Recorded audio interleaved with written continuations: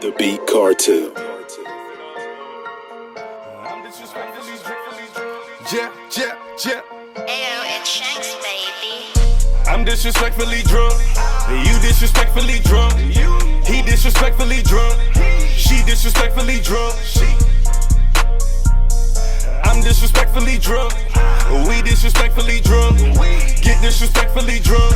Yo, what's good, y'all? This is Didi, a Disrespectfully Drunk podcast, and I'm here with Amadeus, y'all, the one and only, y'all know. And although y'all know I just came back from Cali doing big things, that was my first time taking on the road. I wanted to come back with a bang and have, some important people in the building. So today we got Amadeus. Let them know who you are in your words. Man, you want me to remove the humble? Is that what you're saying? Remove the humble. You want me to remove the humble, man, and talk Tonight, about? not the night to be humble. Man, that's all I know to be. Now let me stop. We disrespectfully drunk. Shout out to Didi for having me, man.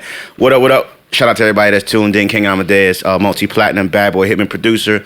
Blessed to produce for over 100 artists. J-Lo, Chris Brown, Lil Wayne, Tyga, Jeezy, Fab, Keyshia Cole, T.I., who I missed? Everybody. I've been touring with Trey Songz for the last 15 years. Dre's nightclub resident in Las Vegas. What else? Man, ESPN, First Take, producer, theme song. I'm not even flowing today. Look at me. I'm like, are you supposed to do all of this? I'm not supposed to do I'm loving it. I'm like, you're making my job easy. You're supposed to set this up. You supposed to let me sip my tea. But I'm excited to be here, man. It's been a good 25 plus years in the game. A lot of blood, sweat, and tears. You know what I'm saying? How did you get your foot in it? Did you go to school first, or did you just, rub the right shoulders with somebody? I mean, definitely starting in school. I picked up drumsticks for the first time as a little baby. Literally, like a little baby. Story of Amadeus. And the beat goes on is out right now. Shout out to Lynn, shout out to Trina.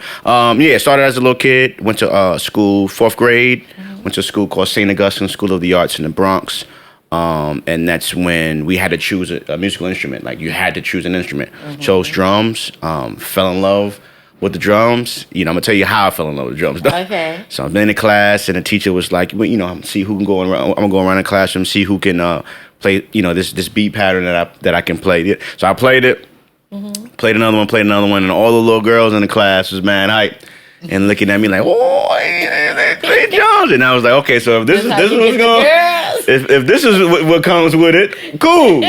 So that's how it originally started, and then the longer I did it, I fell in love with it for real. Went to church, like you mentioned. That's kind of where I was developing everything. Came together as a musician. 15, 16 years old, really decided I wanted to be a music producer. Me being a drummer was kind of like the cheat code already, because I kind of already had the musicianship side of me, and the rest was history.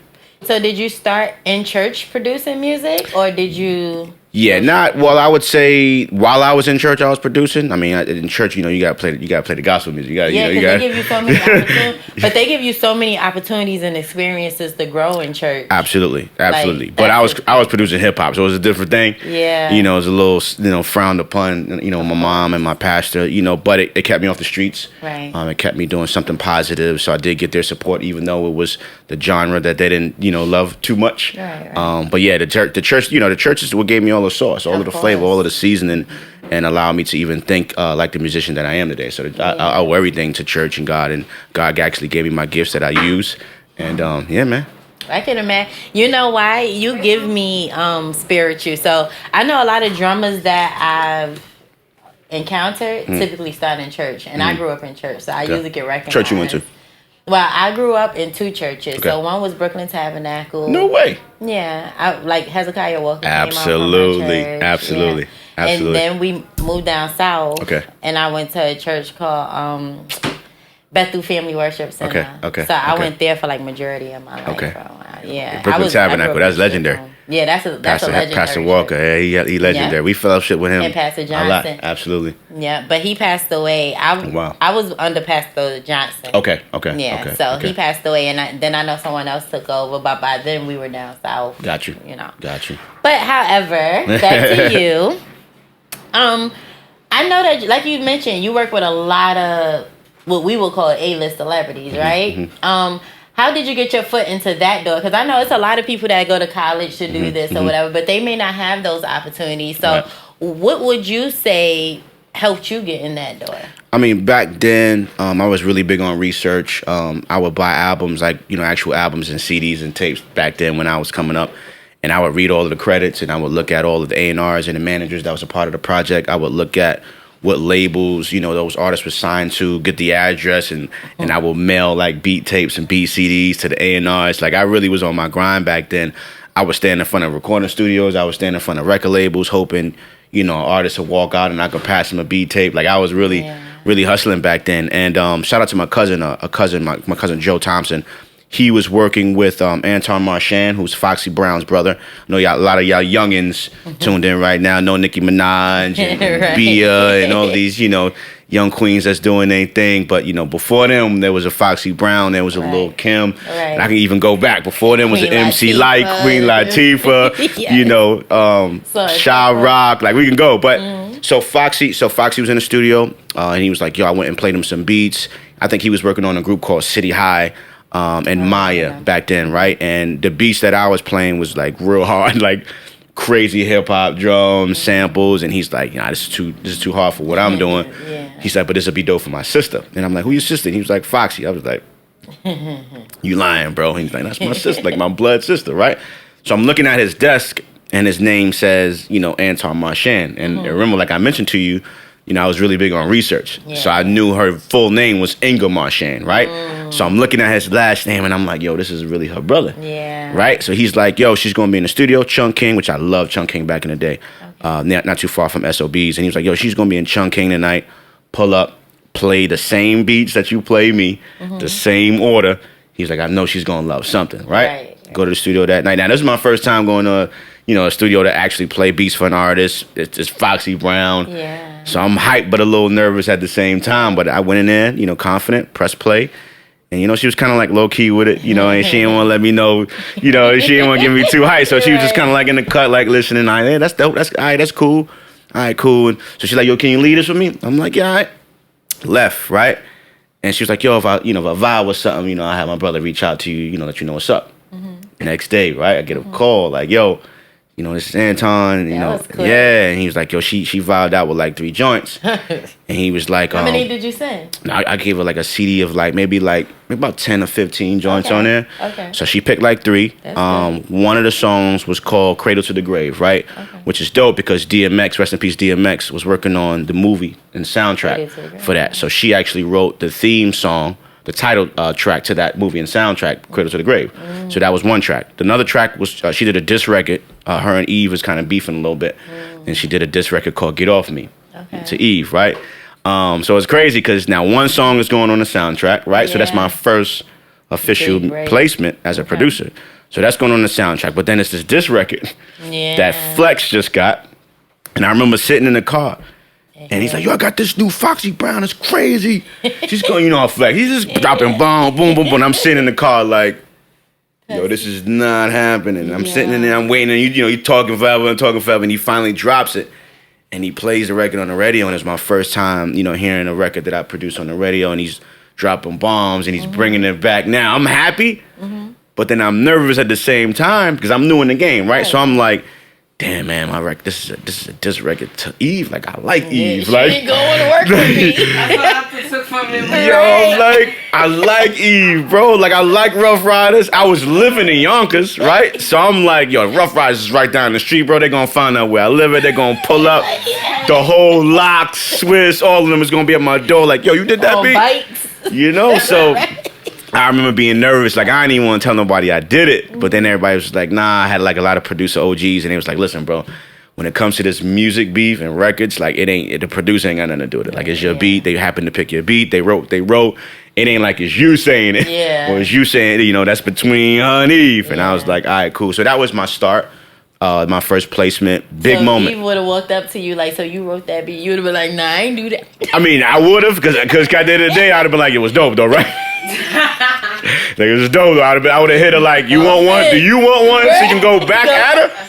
I got you for the free, But nah, it all worked out. I actually got a few diss records in my career. So once that was the first one. So after a few more came after that. I kind of handled it a little better, and I was a little more excited Right. You about ever the had a chance records. to work with Eve? Or Nah, Eve but I saw Eve a bunch on a road, like touring. I never said nothing. Yeah. But we got pictures, and we was cool, and I just left it at that. And, Oh, no problem. None.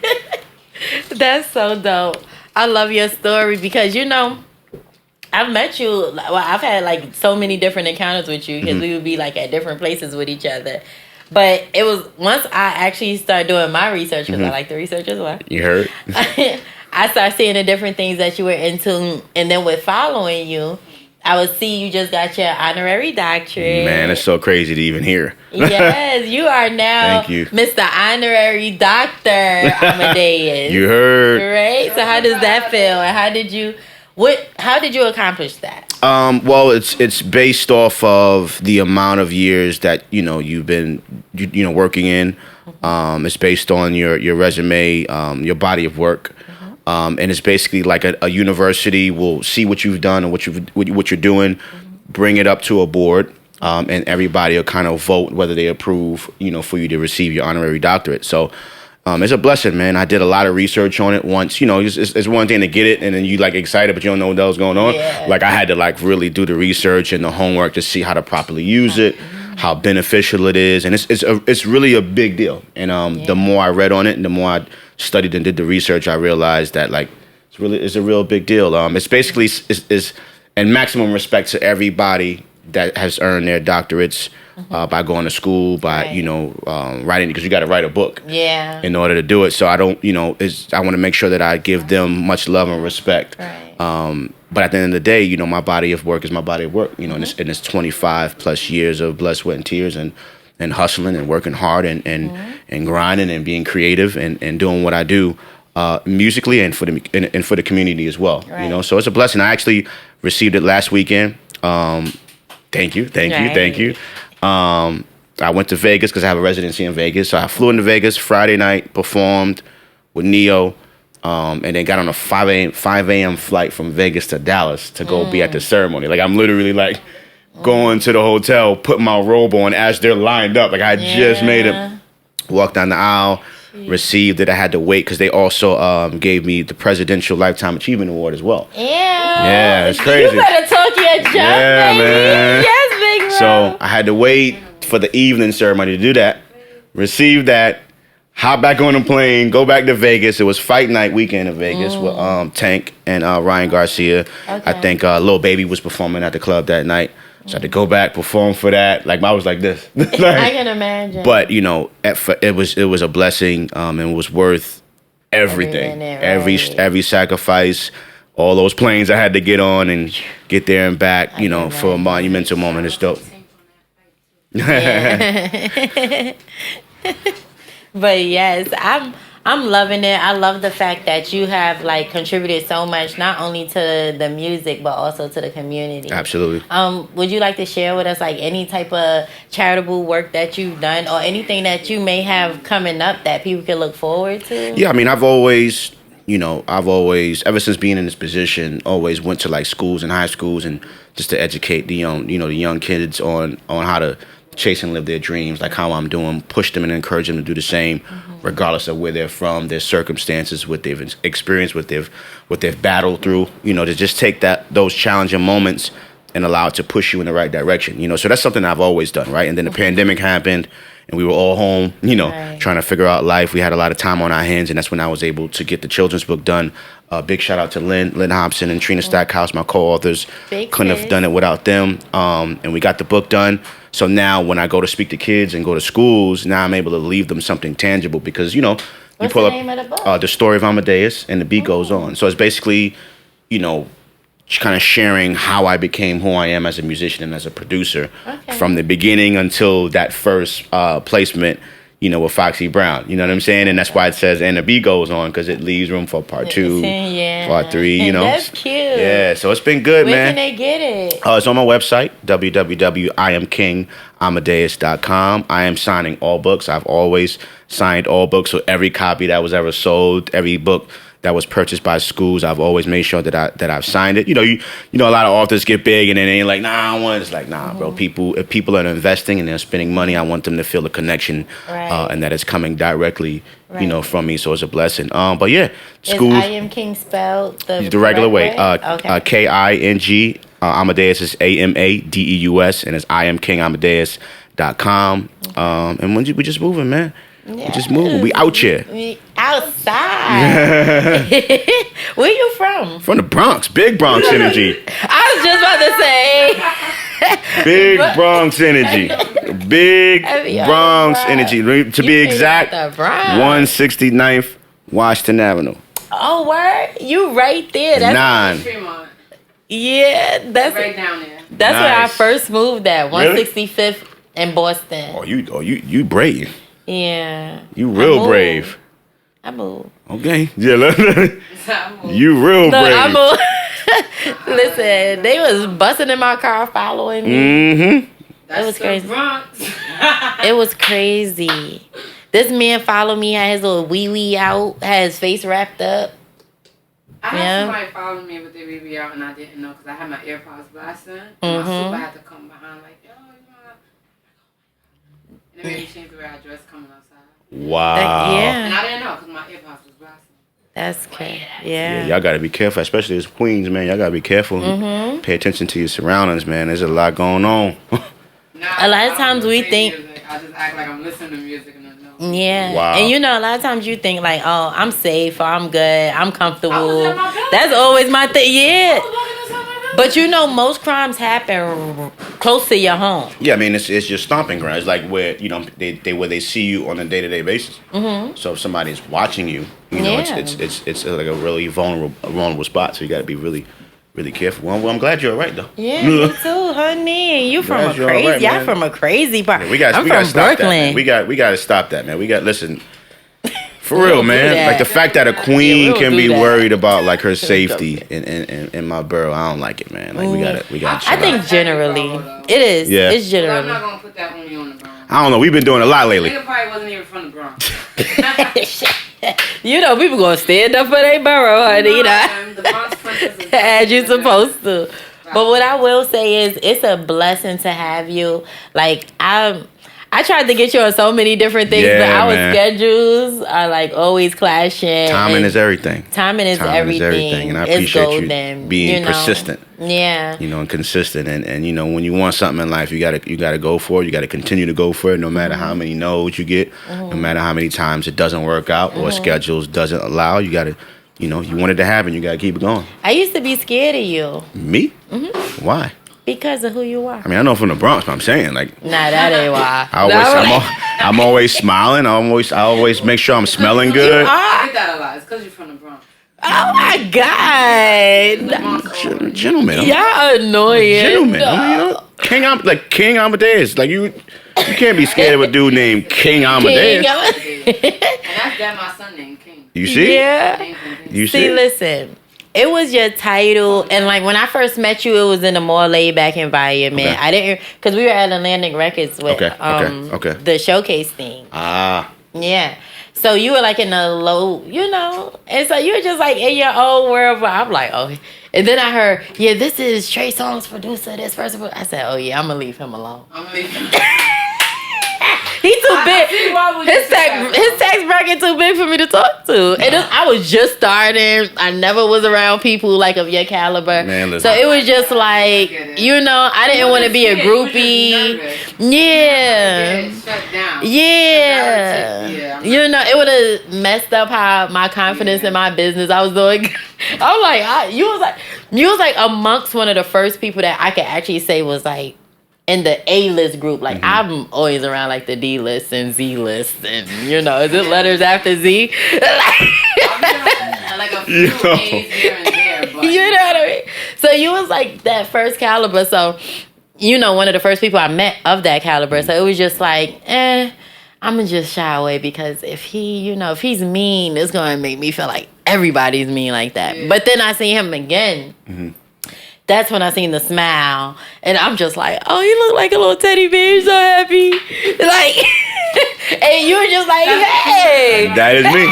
hey, that's when your personality came out. I was like, hey. You gotta think, like, whenever anyone walks into any room, right? You know, you have to have a certain demeanor, right? You have to carry yourself a certain kind of way until you feel it's safe enough, you know, to be cool. Right, of course. You know what I'm saying? So that's probably what you experienced when I first, you know. Yeah. Because you don't know what you're stepping into, you know what I mean? And at the end of the day, especially in the business, you know, you have to be protective of yourself. I'm learning that. Yeah, you got to. I'm learning. You got to be protective of yourself, protective of your energy. You know what I mean? Not everyone is deserving, and it's not even from a like a conceited place. It's more from a spiritual sense of like not everybody is deserving to be in your space. You know what I'm saying? To be in your face, to be having a conversation with you, like nah, like I'm learning. You know, and you have to learn that. And it took me. I'm a real nice person. I'm a happy person. I'm always smiling and all that and that. And you know, the game will change you. Like, it'll change you into a whole different animal.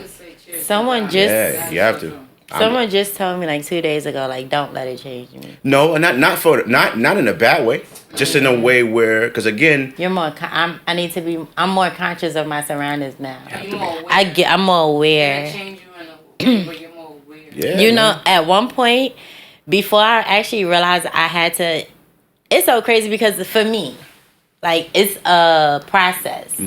As far as like. At first, I was making excuses for people. Like, they didn't mean it. No, they're my friend. They love me. Every time they see me, they love me. They buy a drink. Right. They put money in my pocket. They gotta love me. You know? Right. But then you start realizing, like, nah. And then at first, you still don't really pay too much attention because it may not even be people you care about too much, right? But then it started hitting closer to home. And then it's like, okay, now you was my friend.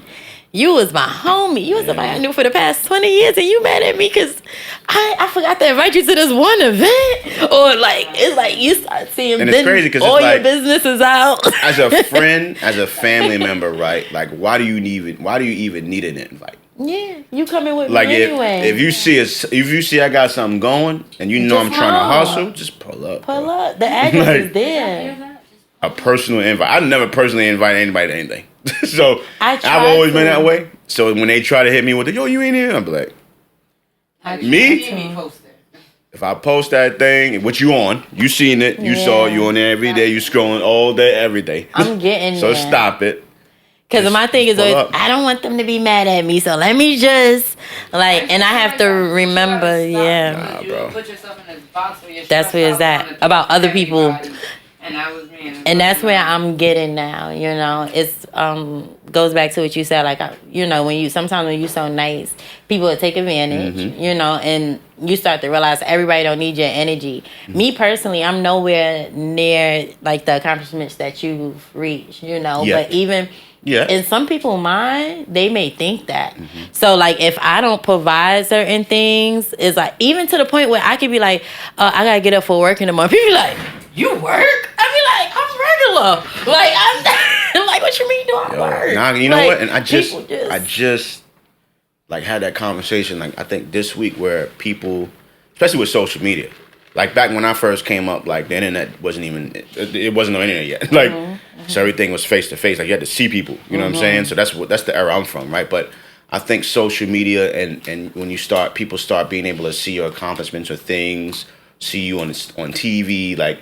People assuming and just swear like, oh, yo, this motherfucker rich. Like, oh, he killed. Oh, when you on TV, oh, they made it. It's like, yo, first of all, TV and press is free. So like, you don't. If anything, you might have to pay them to get on TV or to be seen or to be heard, right? So people get this TV thing mixed up, or they see you posting and you gonna be here and there, and they thinking, oh, you didn't won, you living in the mansion in Bel Air the whole time. You grinding just like everybody else. And I think that's a misconception with family, amongst friends, and people, you know, I just, the word expectation. That word right there. I just said that before we came here to someone. Expectation. Oh man, you produce. You should. I thought you was going to put. It's like, nah, bro, you seen what I did. You seen what I've been through. Like nobody put me on.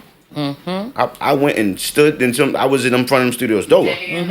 Like I was mailing out them B CDs, you know what I'm saying, going to Staples, getting them little yellow envelopes and putting my CDs and putting stamps on there. I was doing that. Like I wasn't doing that. Before you actually got on, how much money would you say you invested into yourself? I wouldn't say. See, back then it didn't take all that. Like I think the main investment for me was time.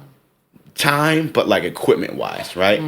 Like for me to actually make the beats, right? And I think another investment I would say is records. Right. Like I was really like hip hop, like really sampling. So I would go into the music store and the record shop, be down there all day, just listening to records for me to sample from. I might spend $100 a day, I might spend $500, but I know that when I spend that, I know what I'm going to turn that into.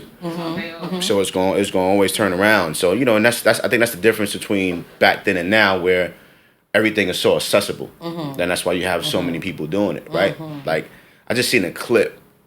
Somebody posted a Little Mo album, Meet the Girl Next Door. I think it dropped 20 years ago today, right? And that was one of the first albums I was on, and they were shouting out the producers that was on there, yo. And I always tell people, I'm like, yo, the producers back then were my heroes. Like my competition was my heroes. So like the other producers that was on that album was like Brian Michael Cox and like who else is on there? Timbaland and like those are the dudes that I was up against back then. Yeah. So when you fast forward to today, 2023, where you can just go get your computer and download any one of them joints, and you like, oh, I'm producing. Yeah. You know, back then I had an MPC 2000, right? That was 1300. That ain't come with no sounds.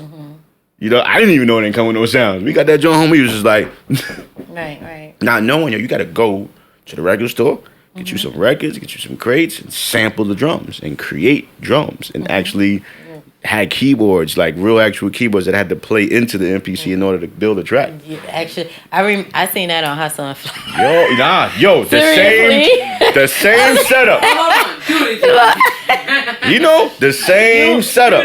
So my question to you was that because I want to follow up and ask you, because I have two follow-up questions. One of them is going to be, and you can answer them simultaneously if you like, but one of them is, how do you feel about artists that don't want to pay to perform? That's for one.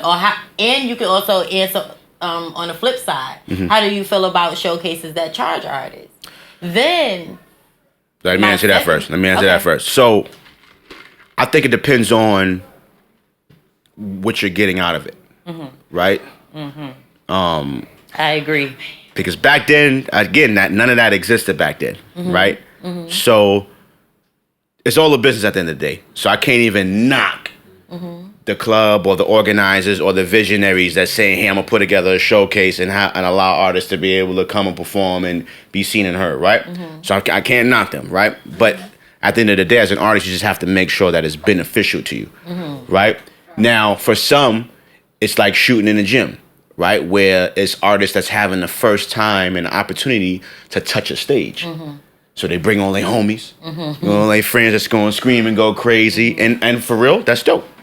Because it allows you to shoot in the gym. It allows you to get on stage and work out the kinks and whatever you need to do to grow as a performer and as an entertainer. So it's fine, right? Then there's the other side of it where it's like, okay, who's going to be there? Right. Who's going to see me, right? And then it's being, I'm always keeping it a buck, right? And it's about, okay, cool, they're there, but they're there to do what? Right. Right? I'm just being the buck. Like, they're there to do what? They're there to just be there because they were paid to be there, and then they're going to just be there and just sit there, and then cool, and they roll it after? Or are they there actually looking for something? Are you winning something from performing? Are you gaining something out of the situation? So of those, if that's the situation, then I would support that. Right? Because I just did my first showcase, right? And, my first showcase in a long time. And I had people to pay, but I had opportunities there for them. Because me personally, I didn't want them. Now, I have to pay for the building that I was just about to say that, absolutely. I have to pay for the entertainment that come. I even have to pay for people that may be like you that's in the building to look at y'all. You get what I'm saying? So it's like, okay, y'all pay me so I can pay them. Like, that's why. Like, when I started in the studio like this, believe it or not, before I went to event spaces. But the audience was getting larger than the studio. But prior to that, I wasn't charging anybody because I didn't have to. You know, so I was like, come showcase, come shake hands with Amadeus, come, you know what I mean? But then when they like, okay, well, we can't hold your crowd no more, so now I gotta go pay $1,500 to be in the building. It's like, pay. Right. You know what I mean? But then it's like, I feel bad, so I always try to keep like a few slots. That's like, okay, well, just come on, you don't got it, let's go. That's dope. You know what I mean? Dope. So I don't know. I just kind of want to have somebody more experienced tell me. Because what I do realize is that now you have a lot of artists that's like, I'm not paying because I performed at Summer Jam, or, you know, I opened up for Dave East, or, you know, something like that. But it's like, Dave East didn't call you to open up for him. Like, you probably paid to open up for Dave East. He don't have nothing to do with that. You know what I'm saying? Like, he don't even know you. Nah. Like, when I check, he don't even follow you. Right. Like, you get what I'm saying? So it's like, but now everybody got to pay you to come out because you opened up for Dave East. Like, it's like, wait, what? Like, oh, I was on the stage with Trey Songz back in the back part. Back. In 2001. It's that internet, man. That internet, so man, and that's like you know when you have artists and everybody on IG that got the book me email, and it's like what? And I can't knock that hustle, man, but it's like book you for what? Like book you to do what? And that's the thing where that's the one issue I have, right? Where like back then when I was coming up. Like, it took me years to even play beats for an artist. Like, of course, my family, my friends, my homeboys, y'all play beats for them all the time. Right. But I wanted to put years in before I even presented myself professionally. You know what I'm saying? Because I wanted to feel like, nah, I'm really ready. Like, my homeboys is going to hype me up and they're going to be like, oh, that's fire, you know, all day because they're my homeboys. But it's like, I'm going to walk into a real meeting and the A&R and the artist and they're going to be like, that's trash. And I'm going to turn around and look at my homeboys like, yo, y'all said it was crazy. You know, so, but that's the thing. No one wants to, and I don't want to say no one, but a lot of artists and a lot of creatives don't want to kind of like prepare. They don't want to work on their craft. It's like, oh, okay, I start rapping today. Next week, I'm working on an album. Next month, I'm dropping it. You know what I'm saying? The next month after that, I'm shooting a video. Come out. And it's like, yo, bro, like, you just started rapping. Yeah. You know what I'm saying? Yeah. So it's like a lot of artists are skipping the process, and I know I keep saying of shooting in the gym. It's like, yo, bro, like, so you trying to tell me when we think about, I'm gonna use sports. You know how long Steph has been shooting and working on that shot? You think he woke up today, I'm gonna play ball, all right, you know, tomorrow I'm gonna go to this high school, and right there I'm gonna go to, nah, bro, like, shooting in the gym. I can't go in the court right now and just because I got his form and put on his jersey and his sneakers and think I'm gonna make every three that he make. Nah, bro, like Braun and Odell Beckham, like, bro, they shooting in the gym. And that's the thing. So I wish, and you know, my advice to artists and creatives is just work on the craft. Like, the world will be here. Opportunity for you to release music will be there. You know, you'll always be able to be seen and heard, right? But it's, you have to ask yourself a question. It's like, am I ready to be seen and heard? And not just based off of your peers and your homeboys saying you fire. Like, you know when you're ready. Like, I knew when I was ready. I knew when I was ready. If I wasn't ready to go play beats for Foxy Brown, I'd be like, nah, bro, I'm cool. Like, I'm gonna hit you, let you know when I'm like, that was me back then. Because it's like, I'm not gonna go in there with my name and ruin, you know, my brand and my name fresh out the gate, trying to rush to get on. It's like, nah, I won't be ready. Facts. I won't blow them speakers out. I want you to be, I want the old, you know, I want the crazy face when you press play. Yeah, right. But that was years in the making. Yeah. And I feel like everybody is skipping that process to get out there and be seen and heard and to be famous and to be on. It's everybody got to be the top. It's oversaturated right now. Whew, we're going to save that conversation for another day. Part 2. Yes. We're going to have him come back for something that's straight exclusive. But right now, we about to wrap it up with Amadeus because we about to have Boss Lady Drama. You heard? Boss Lady Drama, BX Energy. Let's get She got on hot pink, too. Like, she popping back there, yo. She is pretty in real life. Like, Instagram don't do her no justice.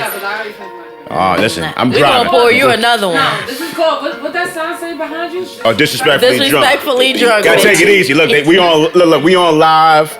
You know, somebody is always watching. You know, I might be at the stoplight. You know, they be like, oh, he was on the show drinking. Can't pull up. This Sprite. This is Sprite. This is not, you know, this is. That's berry Sprite. The cranberry Sprite. The cranberry Sprite. Right. They got the cranberry Sprite. Let's get it. We out. They got me bent, it's so proper. I'm taking shots like a shotter. I swear it shoot like a chopper.